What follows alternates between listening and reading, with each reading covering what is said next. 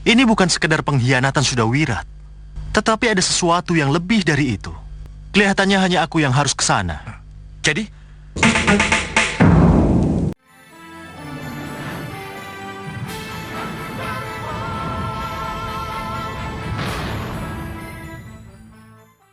Ini bukan sekedar pengkhianatan Sudawirat, tetapi ada sesuatu yang lebih dari itu. Belenggu roh jahat Rahwana telah memperalat kalian. Aku harus menghancurkan semua ini. Jangan!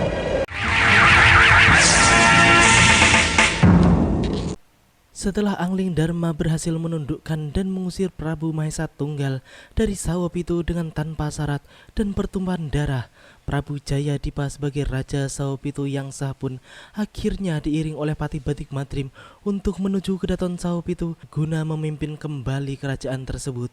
Semua kejadian tersebut pun tak lepas dari pengawasan Sudawirat yang memang telah menguntit rombongan Prabu Jayadipa sejak dari hutan Malwapati.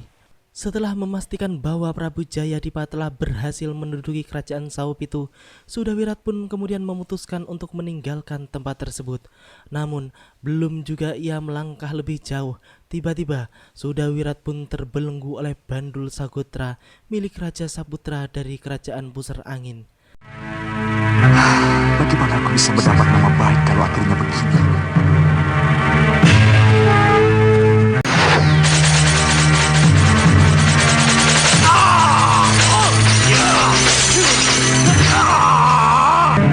Siapa kalian? Kenapa kalian melakukan ini? Lepaskan aku! Lepaskan aku! Di kerajaan Pusar Angin, terlihat Prabu Raja Samuka sedang melihat uji tanding pendekar-pendekar yang telah dikuasainya. Kemudian Patih Prabu Raja Samuka pun melaporkan bahwa Raja Saputra telah berhasil membawa pendekar terakhir yang akan dijadikan budak mereka. Yang mulia, Pangeran Raja Saputra telah sampai di depan Gapura. Katanya telah membawa pendekar terakhir yang dicari. Di sisi lain, Sudawirat pun terlihat sedang dibawa oleh Raja Saputra ke Pusar Angin yang kemudian langsung dijebloskan ke dalam penjara. Sudawirat pun secara tidak sengaja melihat Tantri yang juga sedang ditawan di tempat tersebut. Di dalam hatinya, Sudawirat pun bertanya-tanya mengapa Tantri juga bisa berada di tempat tersebut dan apa tujuan manusia-manusia yang tidak dikenalnya tersebut menangkapnya. Tak lama kemudian, Prabu Raja Samuka pun datang dan melihat mereka, para pendekar yang sedang dipenjarakan.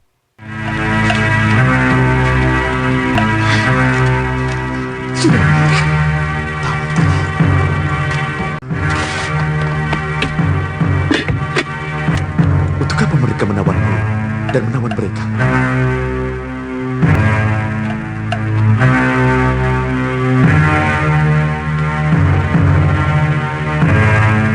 Tampaknya dia yang disebut-sebut sebagai Prabu Raja Samuka.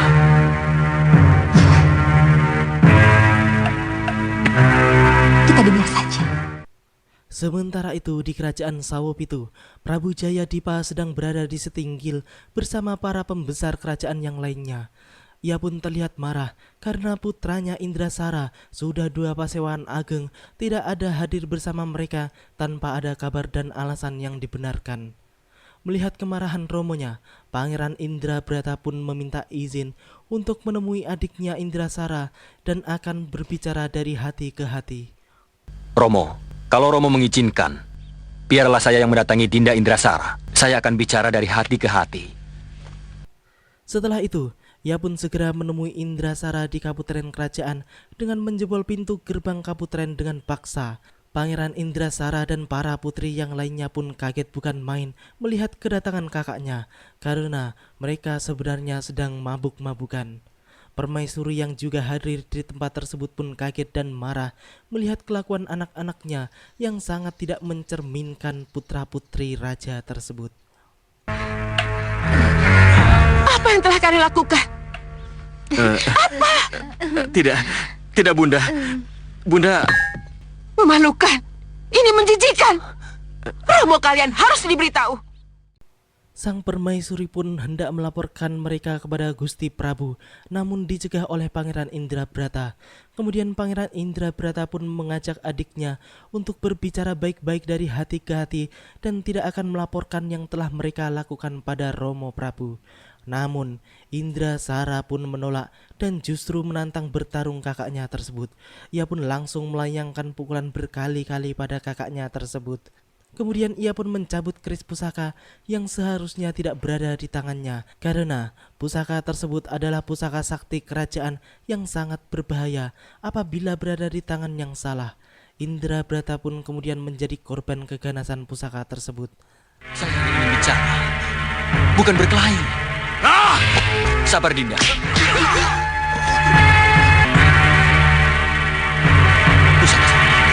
Pusaka itu di tangannya.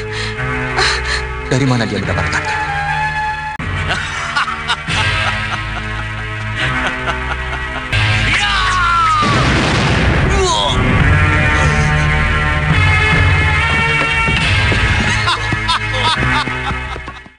Setelah itu, Prabu Jayadipa pun datang ke tempat tersebut dan melihat Indrasara yang mengamuk dengan keris pusaka di tangannya.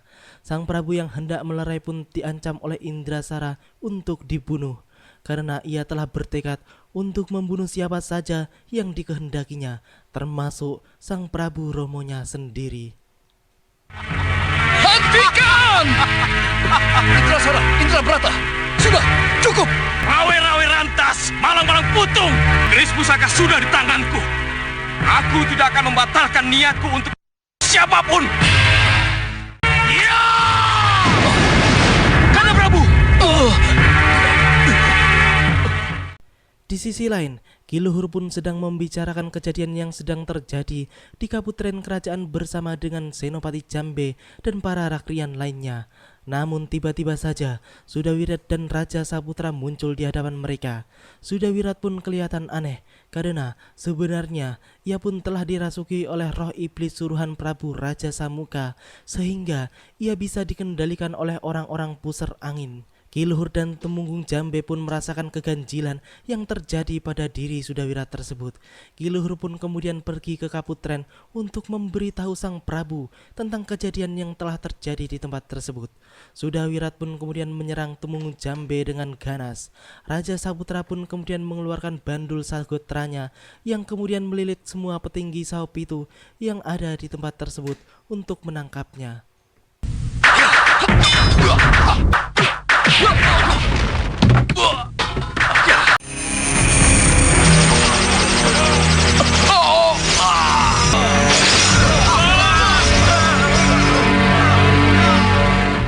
Ki Luhur yang diam-diam menemui Prabu Jayadipa pun memberitahukan sang Prabu bahwa Sudawirat telah berkhianat. Sang Prabu pun kaget dan ia pun berteriak-teriak bahwa Sudawirat telah berkhianat. Raja Saputra yang datang ke Kaputren tersebut pun segera mengeluarkan bandul saktinya lagi dan melilit semua orang yang ada di tempat tersebut.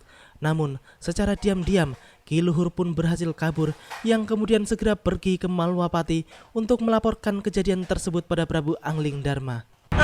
Sudawirat berkhianat!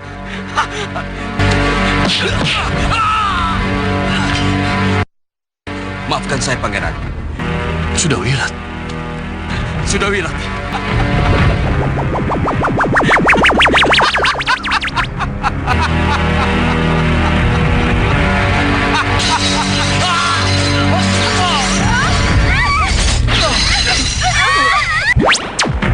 Sudawirat, siapa kau sebenarnya? Di Malwapati, Ki Luhur pun menghadap dan melaporkan tentang kejadian di Sawopitu pada Prabu Anglingdarma. Mendengar laporan Ki Luhur atas pengkhianatan Sudawirat tersebut, Anglingdarma pun merasakan ada sesuatu yang tidak beres pada diri Sudawirat, dan itu bukanlah hal yang sepele. Ia pun kemudian memutuskan untuk langsung turun tangan sendiri tanpa dibantu oleh siapapun untuk menyelesaikan masalah tersebut, kecuali Ki Luhur yang diperintahkan sebagai penunjuk jalan. Ini bukan sekedar pengkhianatan Sudawirat, tetapi ada sesuatu yang lebih dari itu. Ada sesuatu yang harus kita pelajari. Kelihatannya hanya aku yang harus ke sana. Jadi, katakan pada seluruh kerabat keraton, Saya akan pergi dan baru kembali kalau masalah Sawopitu telah selesai. Akiluhur yang akan mendampingi saya. Baik, Gusti. Di penjara Sawopitu, terlihat Sudawirat dan Raja Saputra yang mengancam Prabu Jayadipa dan yang lainnya bahwa penjara bawah tanah tersebut akan runtuh dan membunuh mereka semua karena sebentar lagi kobaran apilah yang mengancam nyawa mereka. Permintaan Prabu Jayadipa pun tidak lagi digubris oleh Raja Saputra karena ia akan membunuh semua keluarga kerajaan Sawopitu tanpa sisa. Ada permintaan terakhir? Raja Saputra, saja aku, tapi bebaskan yang lain. Tidak ada tawar-menawar. Raja Saputra, Raja Saputra datang, mengalahkan dan memusnahkan. Raja Saputra. Sebentar lagi kobaran api dan runtuhan penjara bawah tanah ini akan mengakhiri hidup kalian. Raja Saputra pun kemudian segera mengeluarkan bandul sakutra andalannya.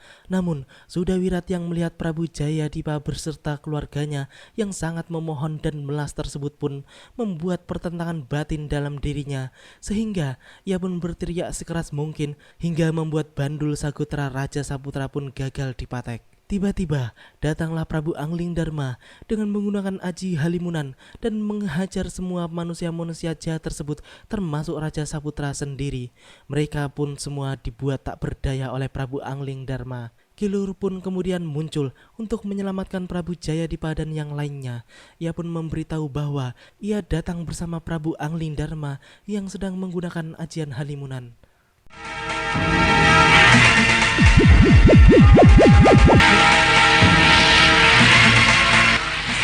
Tidak! Tidak! Tidak!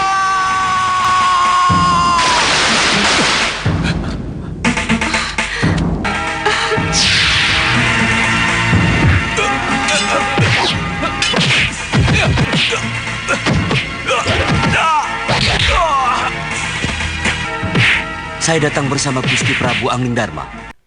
Setelah menyerahkan dan memasrahkan Prabu Jayadipa dan keluarganya pada Kiluhur, Anglingdarma pun berpamitan untuk pergi ke pusar angin. Akiluhur, saya akan ke pusar angin. Tolong urus Prabu Jayadipa dan keluarganya. Baik, Gusti.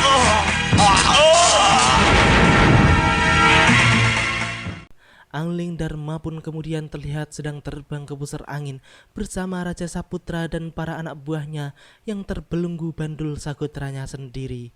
Setelah melihat negeri pusar angin tersebut, Anglingdarma pun berkehendak untuk menghancurkan kerajaan pusar angin tersebut. Ia pun mengatakan hal tersebut kepada Raja Saputra yang terlihat ketakutan. Belenggu roh jahat Rahwana telah memperalat kalian. Aku harus menghancurkan semua ini. Jangan Sang Prabu. Kalian harus kembali. Kemudian Anglingdarma pun mengeluarkan pusaka panah Pasopati pemberian dewa yang sangat luar biasa dan bisa menghancurkan apapun. Ia pun langsung memanah kerajaan pusar angin di depannya hingga kerajaan khayal tersebut pun musnah.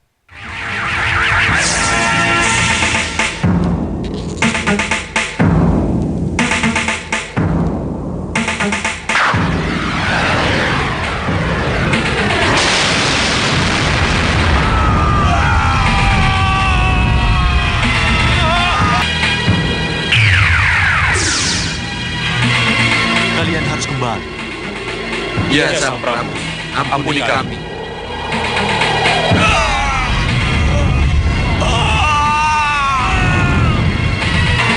Anglingdarma, mari anakku.